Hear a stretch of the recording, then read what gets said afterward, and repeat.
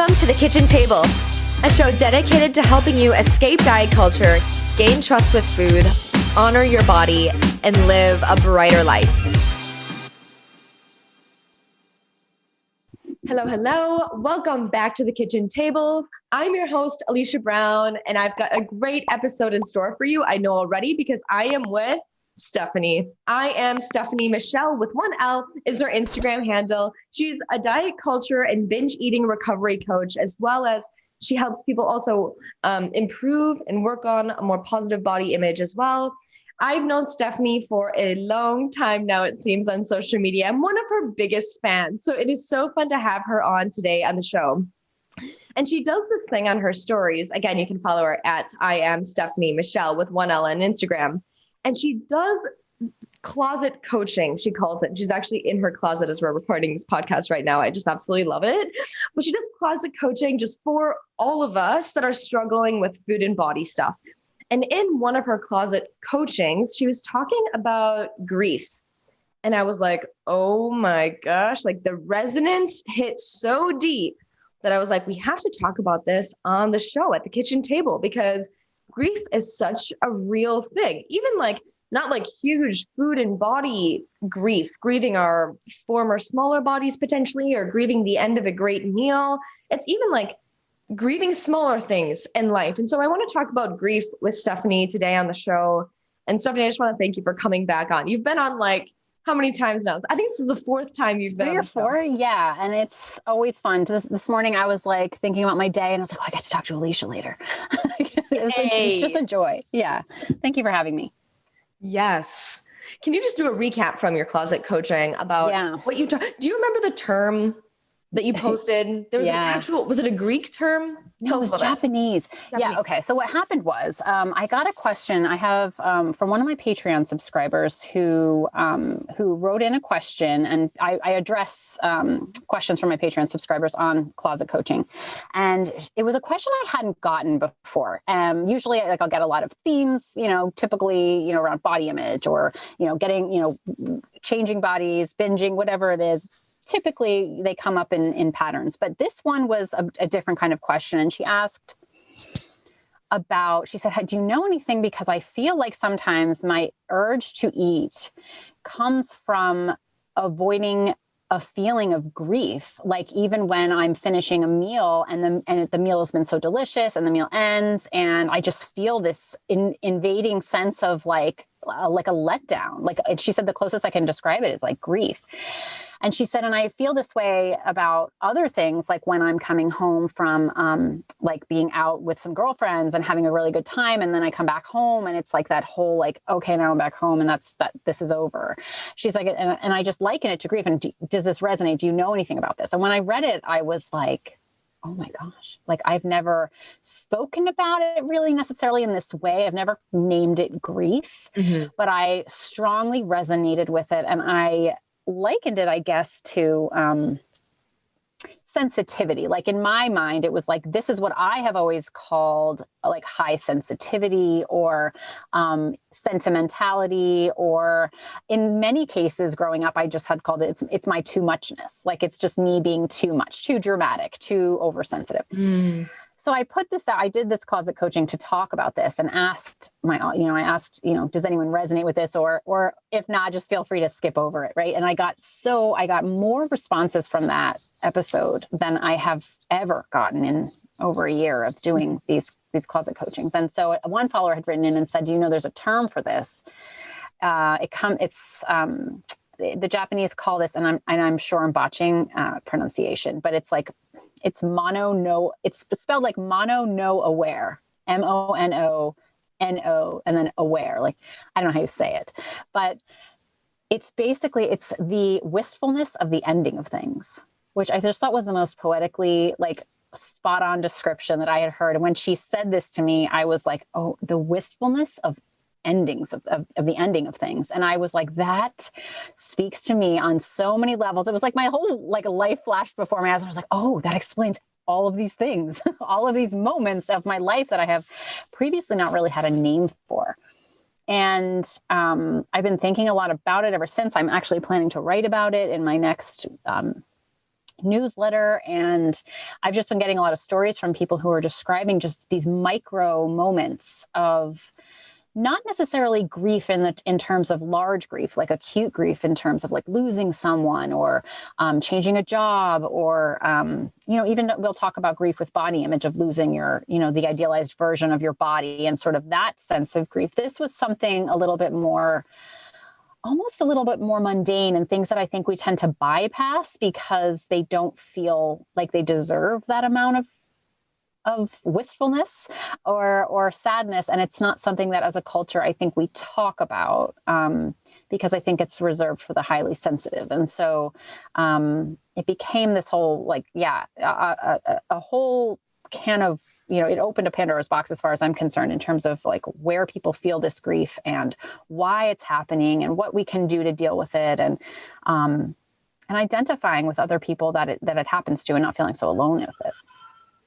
Do you think this kind of grief builds? Like, it's like if this, you called it like mundane grief, but I see it more of as like also routine grief. Like this could be kind of frequent, multiple times a week. And then there's also grief from like with the food and body stuff too. And I'm just seeing this because I've experienced this in such a big way, especially like these beautiful summer nights that we've been having. And with the change of the season, we don't get the summer all the time. I'm already grieving the end of summer and it's literally just started. And so I feel this. And I think that there's a connection between grieving the end of a night or a beautiful sunset, or as it's defined, like the transiency of life, the fleetingness of beautiful moments that we want to hold on to and can't. That builds momentum. And if we don't acknowledge it, does it build if we don't address it? And then does it make the food and body stuff that we encounter like even bigger? I mean, do we explode in some way? We have to have a way to cope in some way. And so many of us cope with our food and body desires to control. So where does that land with you? Yeah, well, I think anything that goes unnamed and unrecognized recognized builds. So anytime I think that we're experiencing emotion and we either minimize it, ignore it, suppress it, or shame it,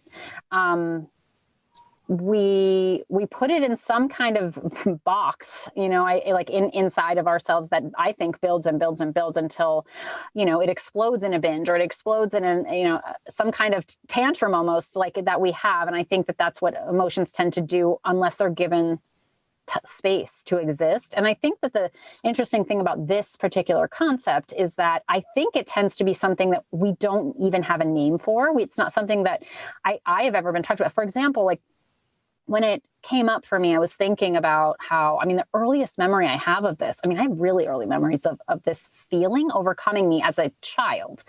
And I come from a family where sensitivity wasn't really like, it didn't get the job done. Like, let's go. It was like a little bit of a, like, come on, no nonsense kind of way of being. And I was a sensitive child and I would have these large emotions in response to things. Like at the end of school years, I remember getting really, really like nostalgic and sentimental about it. And when I would have like some kind of weekend, like a sleepover with my friends, things like this. And I would come home and I would just have this big letdown at the end. And I would always have this feeling. And I remember I used to try to like tell my mom that I was sad. I think I may have called it loneliness. Yeah. And it was kind of like, what are you talking about? It was like, what are you talking? What is that? How, why? What, it was like, I couldn't explain it, but it was like, I don't know. I just feel this something. And I think to not have ever had a name for it and to feel like, okay, well, this is not apparently this isn't what people feel like. This is not a thing. I guess this is okay. Let me try to put it somewhere and pretend it's not there. And I think that pattern, I think probably if this is something that I think it can be a pattern for people who are generally sensitive, which tends to start in childhood. If it's not acknowledged or if it's not well received, then it goes into some place where I think that it builds and builds and builds. And I think it can become a feeling. I talk a lot with my clients about feelings of existential loneliness and this feeling of I have an emotion that I'm unable to explain or validate.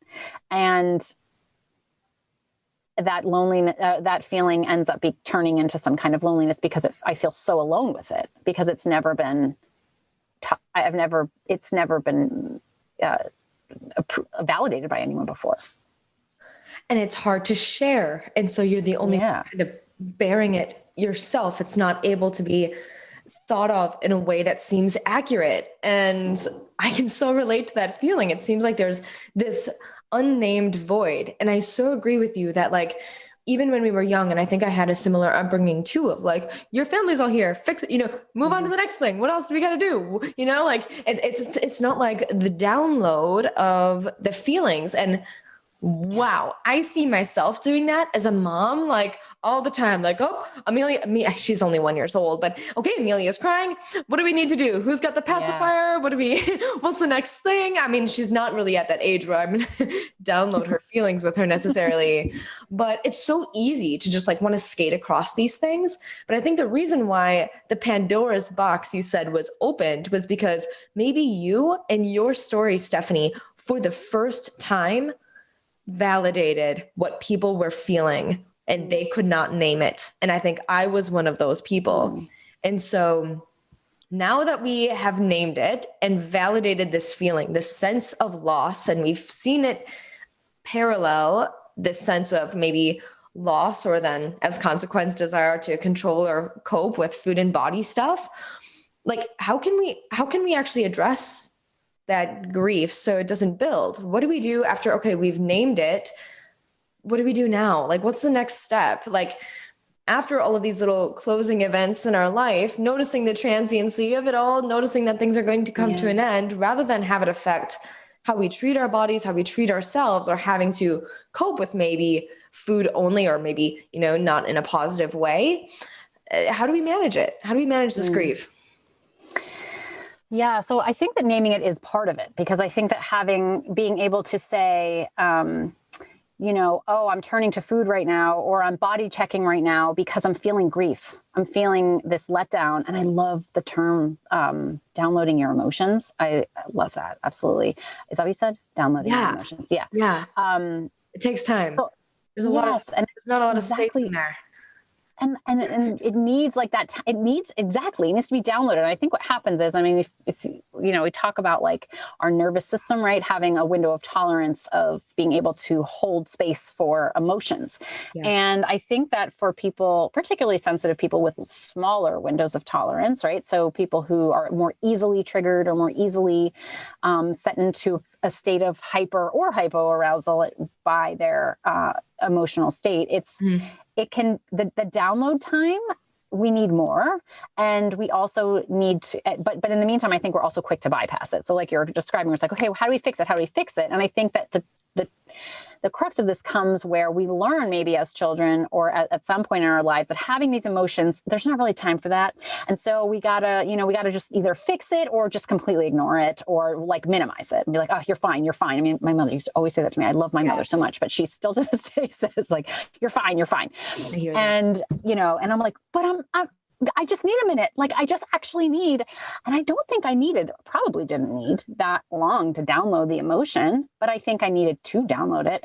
And I think it probably took me longer than it took her, or it would take the average person, and so I think that giving yourself the space to download it, instead of turning to the food to numb it out or distract it, or turning to the body checking to somehow just distract, because that's the habit, right? It's like, okay, well, we learn that we have an emotion that's uncomfortable. It doesn't feel good. And we know that this emotion maybe shouldn't be there, or it's troublesome in some way. So we need to do something with it. We need to put it somewhere. So instead of processing it and letting it exist and breathe, we are like, okay, let's shove it down here. And in the meantime, I now have this leftover energy, and I'm going to direct it towards food and eating and shoving it down, or I'm going to like make sure my body's good, because this is a way that I can channel that energy into something that society tells me my body needs to be a certain way, and I need to manage my food in this certain way. And it's like, it just will get rerouted there. And I think that if we can name that we're having this feeling to begin with, we can say, I give myself the permission to download it now, and understand that it will pass given the opportunity to download. It's like those things do come to an end too. And so if we don't have the practice of being able to feel an emotion that it doesn't feel great or that feels confusing even, and we don't have the practice of being able to take that and let it ride, then we are going to find things to cover it up and to reroute the energy. And I think that's where we are sidetracking ourselves, because we're not just dealing with the grief or the moment of, and these are small things. Like these are moments that, I think I spoke to you about this, but like, I think I spoke about it on my closet coaching, and we were maybe messaging about it. Where like, I watched Hamilton last summer. Yes. I can't tell you. I watched that movie, and it like, and so music is a common one, I think, where we have, even when a song ends sometimes, like that's the grief will flood in, right? When it's song is just, and it's just, you're just, I don't know, you're singing at the top of your lungs, or it's just filling your soul. And when it's over, or when you have to get out of the car, or like, somehow you have to turn the music off because it's time to go, whatever it's time to go transition. Do. Transition, exactly. And it's like, like it's a deflation, and it's sad. It feels like sadness to me. Like and I've always been someone who's like, why the heck am I so sad? There's a song. And I remember I talked to my therapist about it at one point. I was like, I'm really sad about Hamilton. I can't, this is nuts. Like, I was like, I cannot, why am I behaving this way? Why is this emotionally so rattling? And I think that I just was so unwilling to almost acknowledge that I was having feelings about something because I had emotional connection to it, and then it was gone, that I didn't give myself proper time to download it. And so, I think it comes from that. I think it comes from just not knowing what to do with such strong emotions, and not knowing why they're there, or that it's normal to be there. I think the next thing that you said, you communicated that emotion about grieving the end of Hamilton. I think maybe that's something that's useful too, because, I actually, now that I really think about this, I see other people grieving in some way the end of small things too. My husband actually, we were at a wedding last weekend, and I was getting tired. We had Amelia also. I was like, you know what? Like, should we peel out? And he's like, no, like, we're going to stay till we're the last ones here, right? Like, he didn't want to like make that transition to like have the night be over and this is it. And everything is over and everything is over. And, we got into the car, and he's like, gosh, I didn't want that night to end. I'm really sad that night ended. And we could actually have a conversation about it. I was like, oh my gosh, I didn't know, maybe that your intentions were to stay that whole night at the wedding. Like, I didn't want the night to end either. Like, there was something fun about being able to talk about that experience of like, gosh, I just didn't want it to end. It was just so beautiful. Or for everybody here, if anybody has seen Hamilton, they had an emotional connection to it. Like, let's just take that cat out of the bag. It's so beautifully done. Yeah. And just saying, oh my God, I had an emotional connection to Hamilton. My heart feels like, it's swelling and it's maybe heavy, and my head feels a different way than it did when I just, walked into this theater, or when I turned it on Disney Plus. Yeah. My life is kind of different. Having that conversation, do you feel like that's also healing and helpful to like, just even these small things that we've been told, maybe you shouldn't have those things, make it through, next thing, distract, reroute.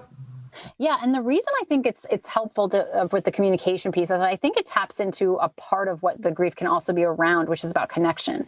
So sometimes I think when we're having these moments of grief, it is a mourning of some kind of way we have connected with someone or something. It's been an event like, if you're having this day with your family, and it's like, wow, we have just spent this beautiful day together and like, that's a bond that was created between you. And so it's validating to hear back, or to have it validated to you that, yes, this was I felt it too, like that is, I think, a human connection piece that is part of sometimes what the grief is even around. So, I feel like what happens a lot is that the grief can center around, it can happen when there are these moments of connection, human connection, that are then mourned. And to have someone else say to you, yes, like that existed. That's not just, that's not just in your head, or that wasn't just your experience, I felt it too, is, I think, can be part of this way of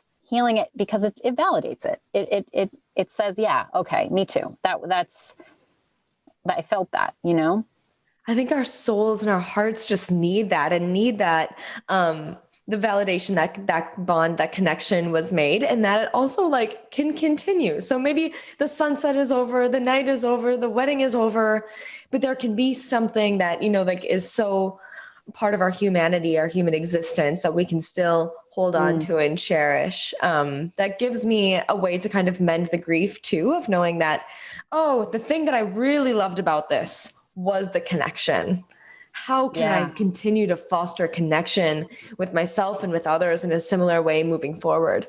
Maybe it's not about the weather. Maybe it wasn't about the sunset. Maybe it wasn't about all those things. Maybe that all created this moment, but maybe it was the connection, you know, with nature, with other people, with the music in that moment that I worry I can't get back. But how can I keep my connections alive? Yeah, 100%. I feel like, yes, I resonate with that a lot. Like this idea of, I think sometimes the reason it feels so sad is because, and I don't know exactly where this would come from, and I have theories about it, I guess, but you know, there is this feeling of like, if I don't hold on to it, it's lost. And I need to cling to it because I'm afraid I won't get it back. And that can, I think, keep you, I think that I've heard this described from some of the people who actually resonated with the story in terms of food and in terms of feeling like it's hard for me to end a meal because I feel like I have to get, you know, if you're in a scarcity mindset or a restrictive mindset, it's like, I'm experiencing this food and it's, I'm having like, it's hitting the dopamine centers of my brain. Like there's pleasure happening. Right. And what if it doesn't come back because historically perhaps it's been restricted, or maybe that is true in other realms too. Maybe there has been connections or emotional bonds that have been not fully met in our lives, or things that have been broken, a hurt that has existed in, you know, after a period of connection. And maybe there is a fear that like just sits and spins around, I need to hold on to this because it may not come back. And I think that part of dealing with this, when you can name it, is to say, this will come back. I will experience this again. There will be more. And it's funny because, you know, you really do feel like there won't be more, you know, I know that feeling, and there always is. Like there's life you know, there's endings as much as there's beginnings, and things renew and things ebb and flow and things rise and fall. And I think that this feeling is the fall feeling. You know, it's the feeling that things are retreating in some way, but it will rise again. And I think that that's a pattern in our lives that for some reason, I notice people with food and body not trusting, you know, that there is a pattern to life in that way. And there's a rhythm. And I think we get stuck sometimes in this idea that the fall is the fall, you know, and like, we're not going to recover. And that, no, we can trust that life will bring it back. Two things are coming up for me: abundance and presence. Abundance has been really helpful in my own personal intuitive eating journey of just knowing that there's going to be more.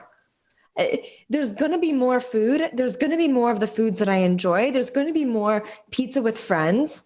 And I think that kind of concept of abundance is exactly what you're saying. There's going to be more of these moments, but what really brings us to enjoying that moment is truly our full presence. And so sometimes even like there's this sort of like preemptive grief that can prevent us from even being fully present in the moment. Have you experienced that too? Of just oh my gosh, I already know that this is going to end. So I'm already kind of like in my head about it, but I want to be fully here and enjoy it the most I can. That's kind of like this catch-22, right? But it's like, if we can be more grounded and present in just what is, recognizing that there is room for abundance of either it's, you know, food or connection, or more of what we're actually feeling or discovering we need. Maybe that's what could build more trust with ourselves to really know that there could be more similar experiences. Yeah, as you're talking, I'm just thinking like we're going on vacation in a few weeks, and I'm remembering, you know, as soon as I get to vacation, right, I'm like, okay, we only have 6 more days, you know, like I'm already like counting down the end, and it's like, yeah, it takes you out of that present moment, but having, you know, I'm thinking to myself like, okay, yeah, remember this conversation in that time, because it's so tempting to where the scarcity mindset comes from. I don't know if it's a learned thing, or if it's a human trait that sometimes we're trained to see that, or to expect that, maybe to prepare ourselves in some way. But that there is, in reality, I think, and it is a matter of learning to trust it, that there is an abundance and that there will be a return. And this is true for so many things. Like even for like, you must feel this way sometimes with creativity and just like the way you are with your business and with your podcast topics, right? I mean, like, I'm sure there's times where I'm like, I think I'm running out of ideas. And there's always more that come. And it's sort of this, I think if you pay attention and you trust that there's a flow to this. There's a method to this madness. Then maybe not clinging so tightly to the idea that you have to hold on to something because it will leave you, can allow you to be more present with it because you trust that it will return. It's hard. It's easier to say than to do. Right. But I think it's a mentality shift of acknowledging and of reaffirming to yourself that there is enough. There's enough of joy or connection or food or meaning, work, all of it to continue. Money, creativity, if we can be less resistant and more in flow, even in periods of loss.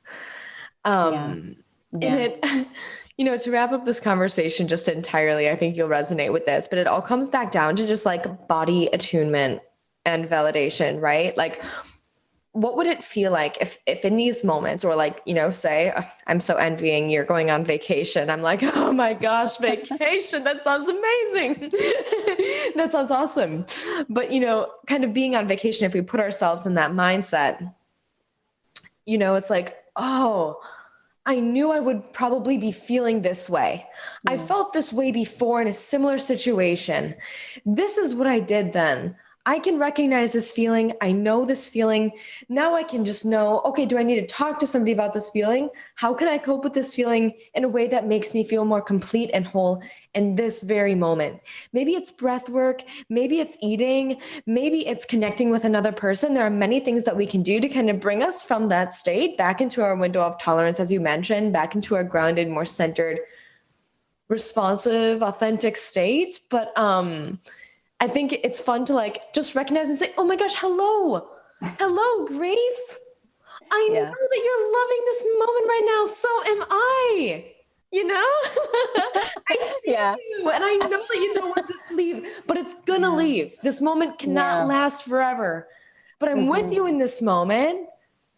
And we can have more moments of like this if we can trust in ourselves to know that we can invite more of this into our life in some way. I think that it comes to that body attunement, recognizing, validating, as you're saying, and being able to acknowledge and feel so that we can move on. Do you feel that body attunement is a big piece of this whole puzzle? Yeah. It's funny because I was talking about this also recently of how you're so good with body attunement and getting into your body. Like, I know that's one of your strengths and that you've worked on that. Yes. And for me, that was always an extreme, and it is for me a really hard thing to do. And I feel like I attune to my body in my mind more than in my body. Right. So like my intellect will grab whatever's going on in my body and make sense of it here versus in my body. But, and this being one of those things, because I think that I'll do all this inner chatter around like, okay, this won't pass it.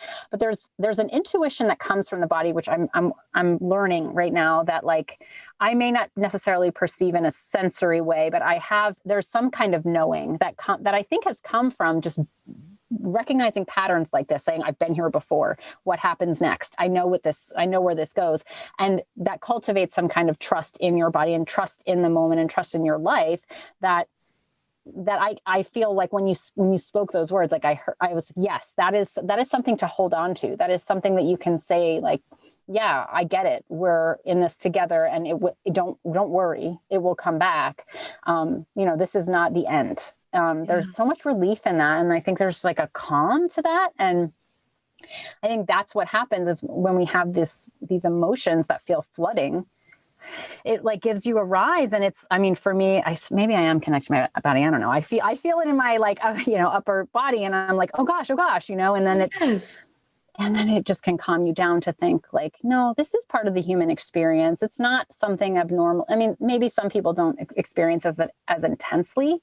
It's just, I think where, why the signals got crossed, because maybe it wasn't, made known to us or modeled before us before, but that yes, this is something that exists for me and it exists for other people too. And it will return as it should. And if we're present, it probably has more likelihood of returning because we're more connecting in that moment too.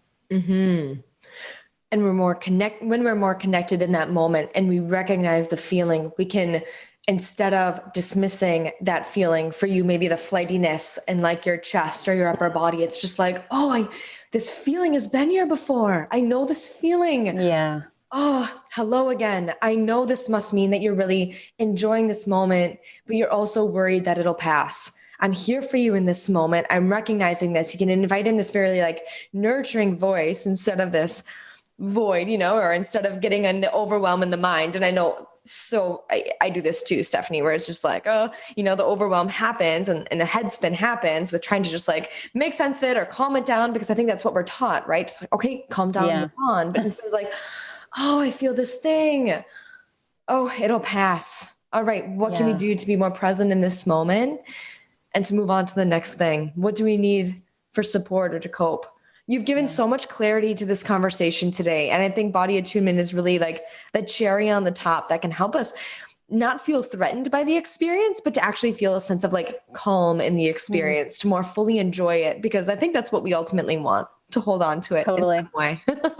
Yeah, you're right. And I mean, even just speaking about it, it's like, that there's a calming sense to acceptance and to recognition that it's not, that what you're feeling is, it's like, of course you want to connect and further your joy. Like this is something, of course we would want to, it makes sense to want to hold on to it.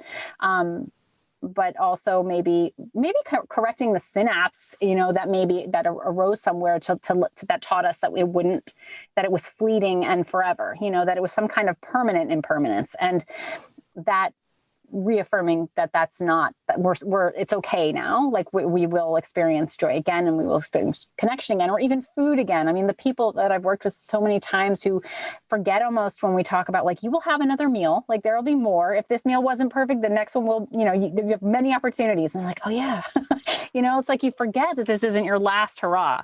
And, just sort of being able to say that to yourself as an adult, or as like somebody with a more evolved sense, and say, no, that may have been how you integrated this belief at some point because you weren't able to download it at another point in your life. Maybe now we can relook at this and say, you're safe. It's okay. Like this things rise and fall, but they will return. And I think there's so much calm in that. There's a real sense of like soothing in that.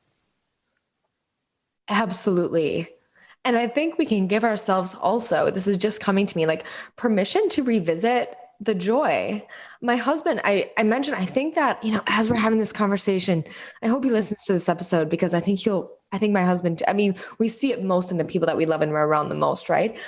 My husband's the guy like taking pictures like you wouldn't believe. His whole camera roll, if it's a nice sunset, there's going to be 50 sunsets in that camera roll that he can visit every moment of it dropping, right? Yeah. And so I love that about him, because he really wants to like capture that moment. But, whether we want to revisit the experience, reminisce, right? Maybe we permission to reminisce, take photos on your vacation or journal during it, or explain, what happened or the day, or there are moments that we can jump back. And this is why history is so important. Our experience is so important. We can revisit our honeymoons, or we can revisit our wedding days, or, we can revisit these times in our life where we maybe have felt that grief, because we can still celebrate those same things. And so even though they're fleeting, our memories are so strong and powerful too. And even great meals. Oh my gosh, yes, we want that meal not to end, right? But are you thinking about, that amazing meal that you had last month? Like, no, like you've totally moved on, But I'm saying, like, offer yourself, like if it was really the best experience ever, journal about it, write it down, document it. What was it about? You can like revisit, so you can continue to like offer yourself at least the option to reconnect with that feeling or that emotion. What is that bringing up for you? Yes, yes, because what you're talking about is so true. And I think you sort of alluded to it before too, around like what you're trying to revisit is not necessarily that sunset or that honeymoon or that, or that outfit, which again, with body image, I think that we tend to when we felt the most confident, right? When we lost this weight and we looked this way and we assign all this meaning to that time, like it was this great fantasized moment. But what we were really experiencing in that moment was perceived confidence or attention and these things, right? And that's what we're holding on to. And I think it's important to remember that what you are grieving or what you are appreciating and not wanting to let go of isn't what you're identifying with. It's not the things. It's not the place. It's not the food. It's not the body. It's what that provided you. And those things are accessible anytime. So it's not like you cannot experience the joy of your honeymoon unless you're in Hawaii or wherever you were on your honeymoon. Right. It's not like you can only access confidence when you look a certain way. You are attaching some kind of meaning to it because those are the conditions of that feeling. Yeah. But the feeling is what you're after. It's not the things. And I think that's sometimes where we get tripped up, where it's like, if I don't have it this particular way again, if these are not the circumstances again, I no longer have access to the feelings that surrounded it. When really, the feelings can occur anytime. Those feelings are, I mean, how many times when I've been on vacation and it's been like, oh yeah, this is the best. I never want this to end. And then a couple of weeks later, when we're home and we're, having dinner together, like there's another moment like that. And we're certainly not on vacation. And there's like homework to be done. And there's all these mundane things happening, but it's like, but there's a moment of like relaxation and pure joy that comes with just being with my family and connecting with them. That's the thing. Those are the things. And I don't think that those are exclusive to these moments that we assign them to necessarily. Oh my gosh. Which brings us back to the thought that it's like, oh, it's not actually about our bodies or our body size. It's actually not about the food. It's not about the clothes. It's not about the sunset, the wedding day, the honeymoon, the vacation.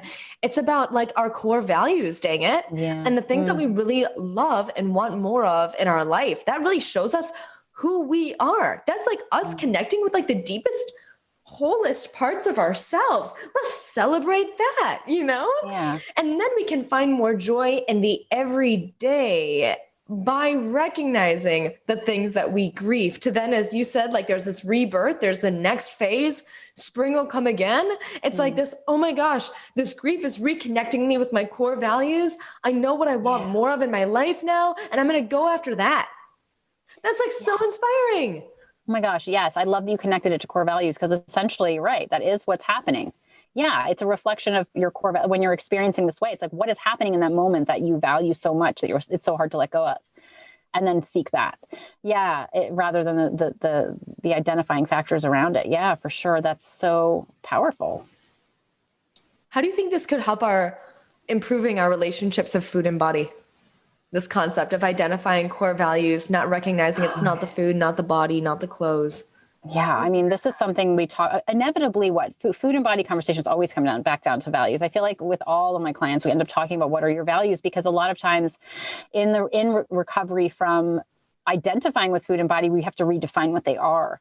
And so I think just using these opportunities as windows into what matters to you are, honestly, I have found is the way forward, because I mean, I remember as I was healing my relationship with food and body, and somebody asked me like, well, what lights you up? What brings you joy? And I couldn't answer. I didn't know.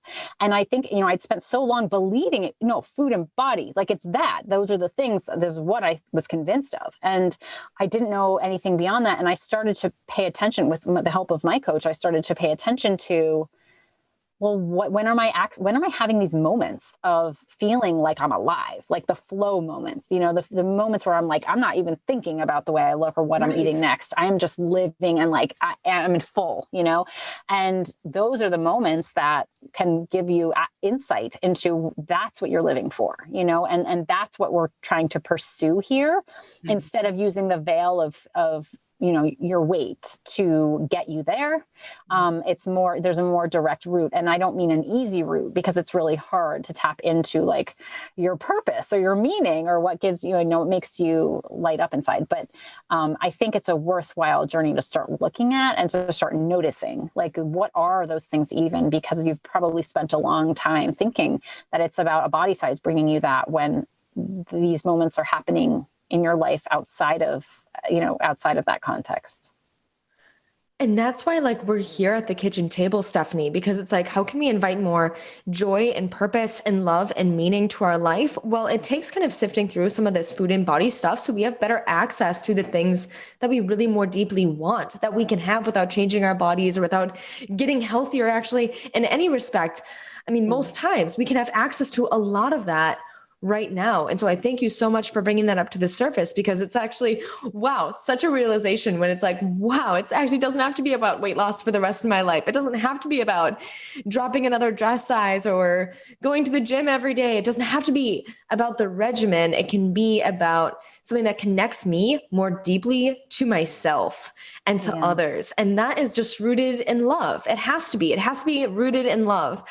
And so I'm so glad that we had this conversation on the show today, because I think it's a really impactful conversation that I think that we don't talk about, if at all, enough.